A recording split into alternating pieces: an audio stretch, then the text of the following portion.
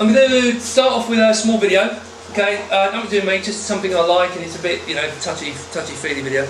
Then I'm going to do an intro. Now, I hope you'll indulge me for 5 minutes. Just going to tell you a little bit about me. It appears that some of you actually know what I've done in the past, but kind of I hope it'll explain why I'm interested and why I'm involved in here.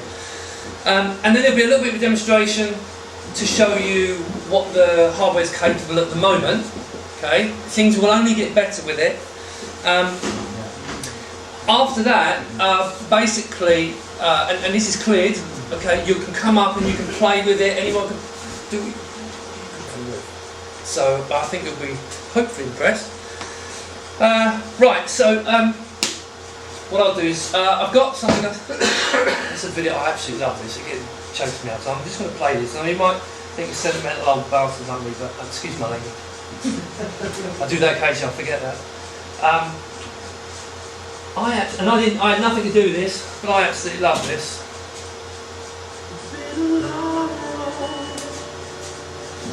Ah, Mr. Pillow.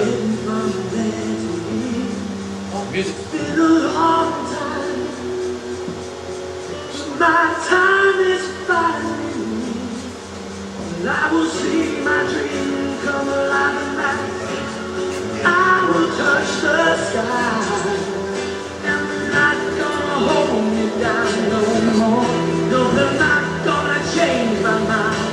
'Cause I got faith of the heart, go where my heart will take me. I've got faith to believe I can do anything. I've got strength of the soul. No one's gonna bend or break me. I can reach and start. I've got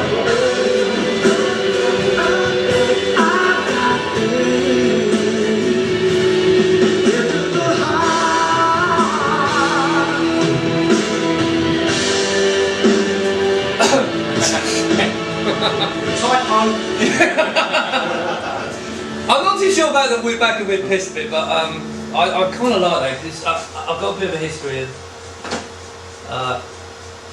kind of does it. Anyway, so right, I think most of you know me. I'm Steve Jones. Why am I here? Quick version. Trevor did this one. I love Amiga. It's got me in so much trouble in my life that, you know, put too much into it. But I always have been involved quite some time. Still got my favourite computers. Probably people have seen this one. I've done loads of videos. My 1000. It wasn't my first computer. I actually got it. I had a 500 first, because I couldn't afford 1000. Someone said, "Do you want to buy this?" Because you knew how much I love 1000.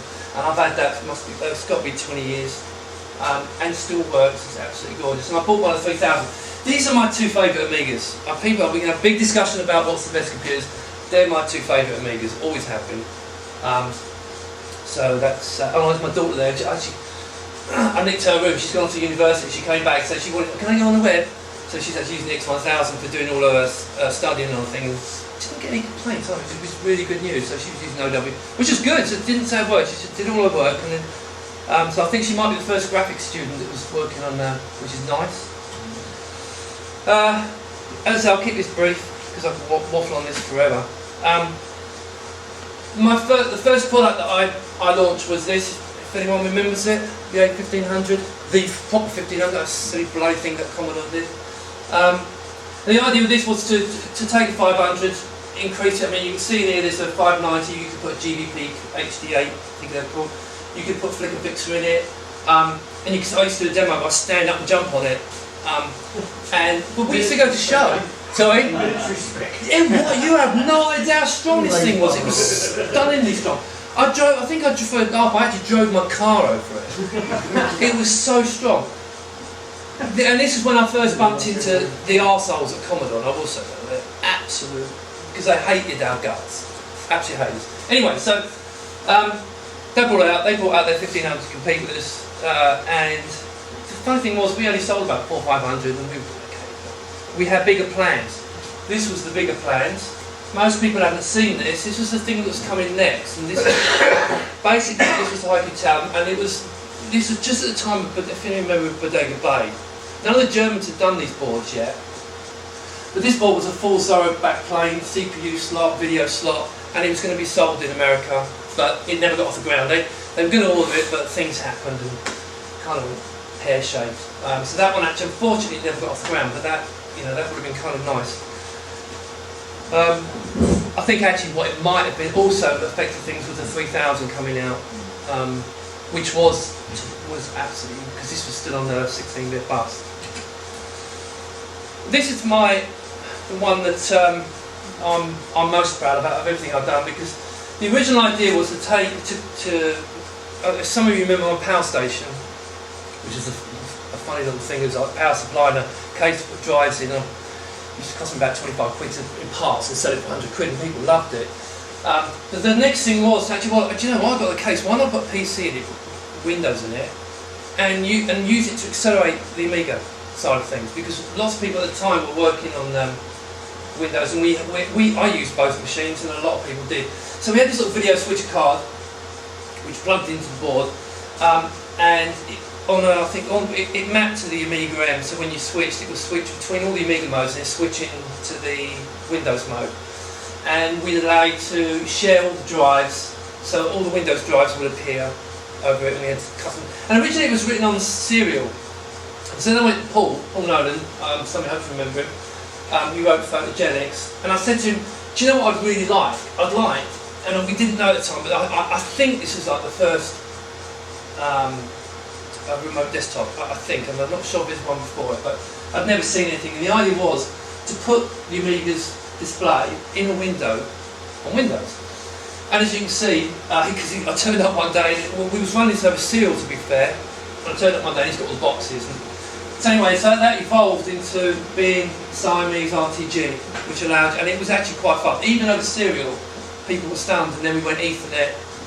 And the next stage, which was always the plan, was this thing. And I had a meeting with Mick Tinker, and he showed me this one day at a show in Germany, and he said, look what I've got. He opened his bag up, and it was, as soon as I saw that on a PCI slot, instantly, because I wanted, even then, I'm going to get in trouble then probably, but I wanted it to go x86. And the idea of this card was to start with using the RTG software, so that it would bus speed RTG, okay, and that would just run the software on there, and everything else would go through RTG. It didn't happen. We had a deal. The truth of the matter is, we had a deal with Gateway where they were actually going to release this thing. So we celebrated thinking we were going to be rich. Fortunately, they pulled the plug, and this thing never saw the light of day, and then that was the end of that. So my main aim with this was to try and create a computer that could run Windows software, Amiga software, and Macintosh software all on one platform. Because obviously with the Amiga we can emulate the Macintosh. At the time, Apple were not too snotty about it. They did get very snotty about it later. But at the time they were not too snotty about the ROM to say it was kind of being... And that's what Gateway wanted it for. They weren't actually, to be fair, they weren't bothered. But they saw this as a way of running Mac software on their Windows machines. And I can sneak in, and then the plan would be, the idea was over time, because Gateway owned it all, that we could get the OS rewritten and put on x86. Anyway, that didn't happen. So that's, and I've still got this shirt. I'm getting on this shirt, so I've got to wear it. After that, I went to this is just something I actually, this is probably one of the first things I actually sat down and probably designed. We've got my AutoCAD out and designed this, and the idea was to try and create the same thing. Stupid idea, as it says here, as soon as virtual machines came out, dead. But that was the idea I was trying to, and now I've got my MacBook. God, I bought a Mac. And I do my Windows development on virtual machine, and that's what I was trying to create with this. But I was trying to make it as small as possible. And then, 10 years, Tony Ianieri from Power told me, go and get a job and grow up. So I went and got a job. And I did that for about 10 years. And then some of you know, I found AMOS. And I got involved in that. I think it's been reasonably successful. But it piqued my interest because as I said earlier, I wanted it on the X86 because they were so cheap, and this was getting there. It's like, whoa, that's really nice. Anyway, then I met this bloke. And I'm sitting there because he's my best customer. I saw about 7 Amigas. People laugh. How many you sold? 7. He bought 3 of the bloody things, and I used to go and visit him in London and say, I'll deliver it for you. I'll bring it over and I'll set it all up for him, and then he'd just stick it in his rack with all the other Amigas he's got.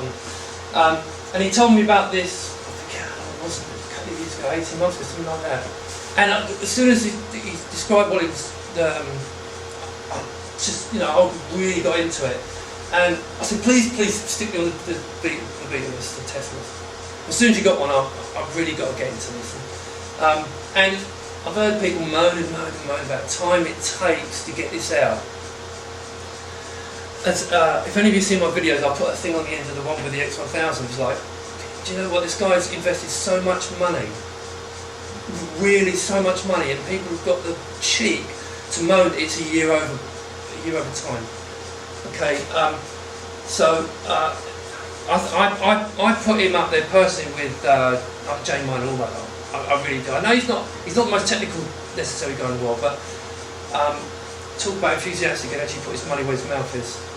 So this man deserves a lot more respect than he gets. And he kind of, anyway, don't get me going there. I'll get angry. Okay, so now I've got my X1000, which when if you saw my video, I was holding this. I was like, really, I've got a video. I'll put it on. And then many people saying, "Oh, be careful with the board, you're going to break." Oh, please, this is a quality bit of kit. This is not like, not flimsy. I've had flimsy boards. This is not. This is a really quality board. So it's absolutely wonderful. I'm really pleased with it. And this is my little router, my Wi-Fi router, as I was telling Simon. So, right, hopefully that wasn't too long. Right, now I'm just going to show you a couple of things to give you a bit of a flavour. The idea is then just take it in turns and come and play. So, first thing I'm going to do is put this.